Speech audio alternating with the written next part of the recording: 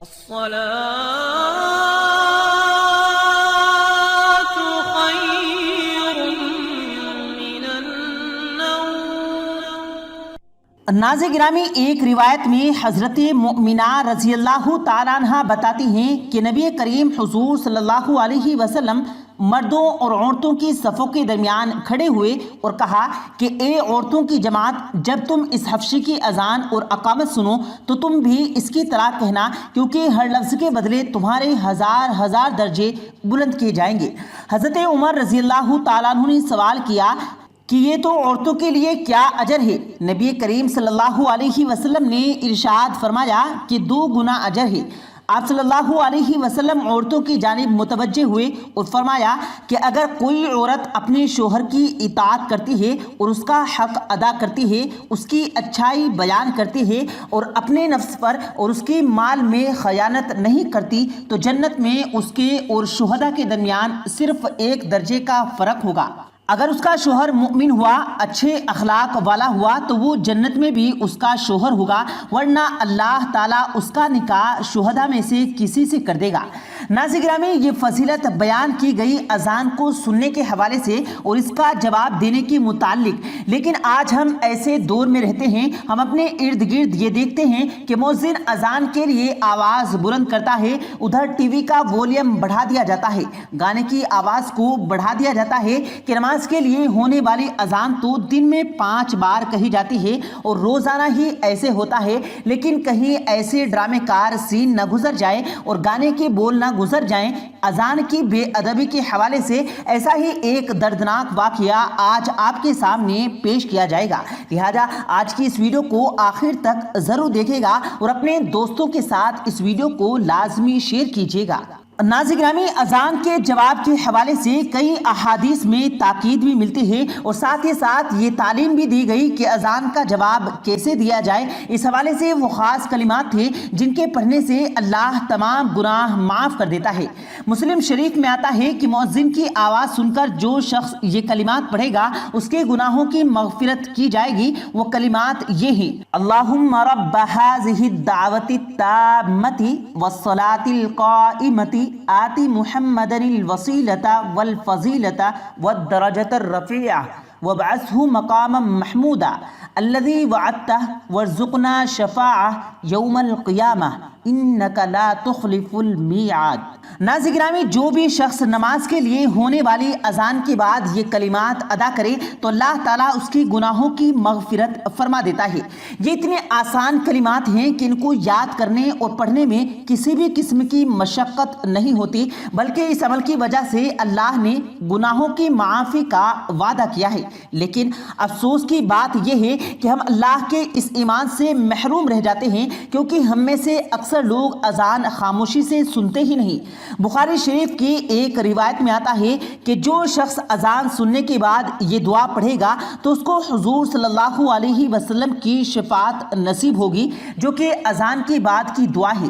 ناظرین گرامی، اس دعا کی اتنی بڑی فضیلت ہے کہ پڑھنے والوں کو نبی کریم صلی اللہ علیہ وسلم کی شفاعت نصیب ہوگی۔ اس دعا کے حوالے سے آتا ہے کہ یہ دعا خاص طور پر اللہم رب هذه الدعوة التامة والصلاة القائمة آتی محمد الوسیلۃ والفضیلۃ والدرجۃ الرفیعہ وابعثہ مقاما محمودا الذی وعدتہ وارزقنا شفاعہ انک لا تخلف المیعاد۔ ناظرین گرامی، جو شخص یہ دعا پڑھتا ہے تو اس سے پڑھ کر اس کے لیے اور کیا خوشخبری ہوگی کہ کسی مسلمان کو حضور صلی اللہ علیہ وسلم کی شفاعت نصیب ہو جائے۔ اس لیے ضروری ہے کہ اذان کو خاموشی کے ساتھ سنا جائے اور سن کر ان دونوں دعاؤں کا اہتمام کیا جائے۔ فقہا کا یہ کہنا ہے کہ اذان کے وقت استنجا وغیرہ کے لیے بیت الخلاء جانا ہے تو شخص جا سکتا ہے، تو بالخصوص جب تک جا بہت ہی شدید ہو۔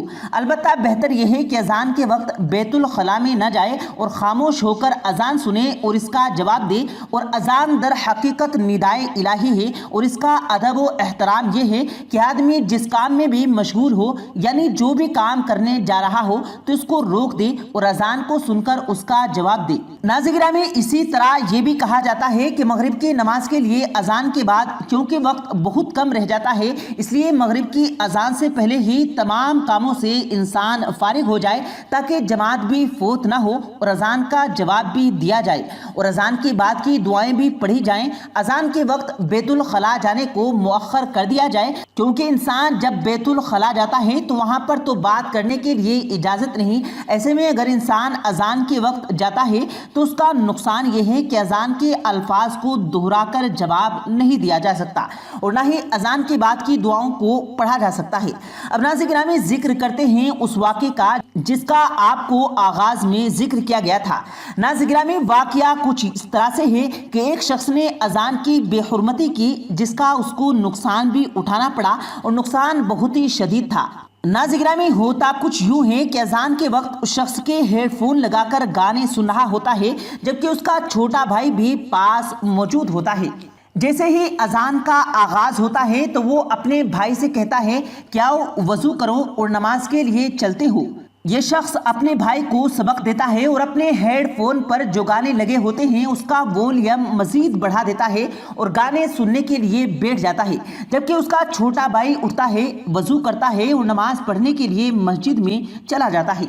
जब वो मस्जिद से नमाज पढ़कर घर वापस आता है और वो देखता है कि उसका भाई लेटा हुआ है और उसकी आंखें बिल्कुल बंद हो चुकी हैं तो अपने भाई को हिलाता है और उठाने की कोशिश करता है मगर भाई कोई भी जवाब नहीं देता जबकि दूसरी जानिब उसके हेडफोन पर गानों की आवाज़ अभी भी आ रही होती है।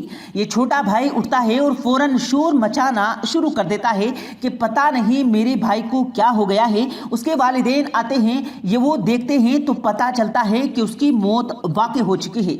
लेकिन नाज़रीन दूसरी जानिब होता यह है कि वो शख्स अपने ही घर के अंदर घूम रहा होता है और अपने अहले खाना को आवाज़ देता है कि ये देखो मैं जिंदा हूँ, तुम लोग मुझे देखकर मेरे जिस्म के पास क्यों रोते हो और मेरी आवाज़ को क्यों नहीं सुनते। लेकिन उस वक्त तक बहुत देर हो चुकी होती है। अब नाज़रीन ये जो भी सिलसिला कर दिखाया गया है वो एक वीडियो की सूरत में दिखाया गया। बाज़ लोगों का ये कहना है कि ये महज एक ड्रामा है लेकिन असल बात तो हम सबक हासिल कर सकते हैं। किसी भी सूरत अजान की आवाज़ सुनकर इग्नोर नहीं करना चाहिए बल्कि फौरी तौर पर खामोशी के साथ अजान की आवाज़ देनी चाहिए और अपने तमाम कामों को मुअख्खर कर देना चाहिए। अजान की फजीलत के हवाले से एक और हदीस बताते हैं कि हज़रत अबू हुरैरा रज़ियल्लाहु ताला अन्हु फरमाते हैं कि मैंने रसूल करीम सल्लल्लाहु अलैहि वसल्लम को ये फरमाते हुए सुना कि मुअज्जिन की आवाज़ जहाँ तक पहुँचती है वहाँ तक उसकी मग़फ़िरत कर दी जाती है और हर खुशकोतर उसके लिए मग़फ़िरत तलब करता है और अजान सुनकर नमाज के लिए हाजिर होने वाले के लिए 25 नेकियाँ लिखी जाती हैं। प्यारे दोस्तों, नमाजों के दौरान के गुनाह बख्श दिए जाते हैं। इस रिवायत में जिक्र है कि हर खुशकोतर उसके लिए गवाही देता है।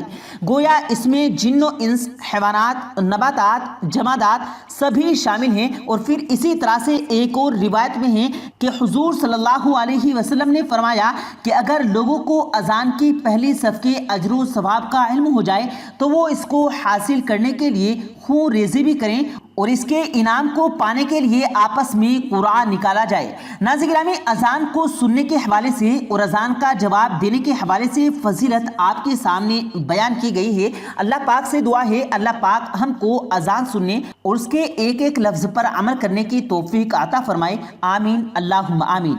प्यारे दोस्तों, उम्मीद करते हैं आपको आज की हमारी ये वीडियो ज़रूर पसंद आई होगी।